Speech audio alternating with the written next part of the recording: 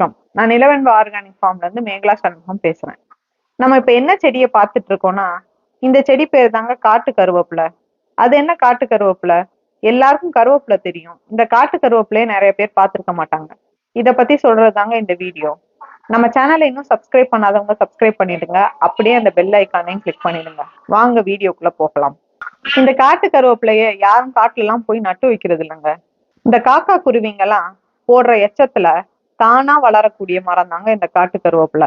நம்ம அன்றாட உணவுல எல்லாரும் கசப்பு சேர்த்துக்கணும், அப்பதான் பல நோய்கள் வராதுன்னு சொல்றாங்க. கசப்புனா எல்லாருக்கும் ஞாபகம் வர ஒரே விஷயம் பாவக்காய் தாங்க. பாவக்காய் மட்டும்தான் கசப்பு தன்மையான்னு பாத்தீங்கன்னா இல்லவே. கருவேப்பிலையிலையும் அந்த கசப்பு தன்மை இருக்குங்க.